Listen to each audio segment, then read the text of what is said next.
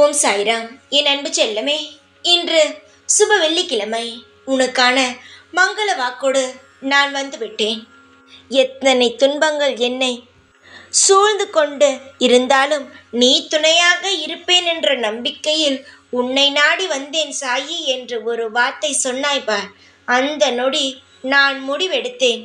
உன்னுடைய வாழ்க்கையில் இனி எந்த ஒரு பிரச்சனையுமே நான் நெருங்க விடக்கூடாது.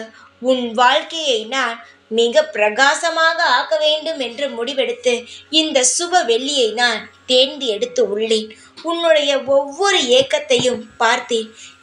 ஒவ்வொரு கவலையையும் நான் தன் கவலையாக பார்த்தேன். எனக்கு மிகவும் மனமானதோ வலித்தது. அதனால் இதற்கு பிறகு இந்த சிறு பிள்ளைக்கு நாம் தண்டனை கொடுக்கக்கூடாது. அவனுடைய வாழ்க்கையில் நந்தவனம் போல் பூத்து குலுங்க வைக்க வேண்டும் என்று முடிவெடுத்து உன்னுடைய வாழ்க்கையில் என்னென்ன வேண்டுமோ அனைத்தையும் செய்து தர உன் வீடு தேடி நான் வந்துவிட்டேன். இனி உன்னுடைய வீடு முழுவதும் நல்ல எண்ணங்களும் நல்ல சிந்தனைகளும் மட்டுமே பரவி இருக்கும். எந்த ஒரு சண்டை சச்சரவுகளும் உன்னுடைய வீட்டில் இருக்காது. நிம்மதியான குடும்பமும் அமைதியான வாழ்க்கையும் சந்தோஷமான எல்லாம் இருக்கும். பேரும் புகழும் செல்வங்களும் அனைத்தும் இனி உனக்கு கிடைக்க ஆரம்பிக்கும்.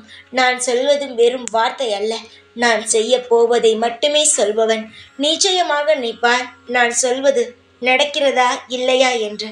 அப்பொழுது நீ சொல்வாய், சாய் சொன்னார் செய்து விட்டார் என்று நீ சொல்வாய். எனக்கு நன்றியும் கூறுவாய்.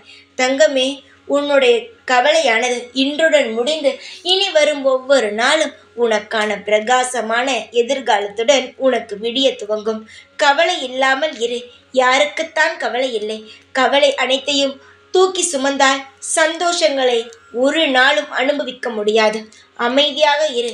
காலம் நகர்வது போல் நகர்ந்து கொண்டே இரு. அனைத்தும் உனக்கு மாறிவிடும்.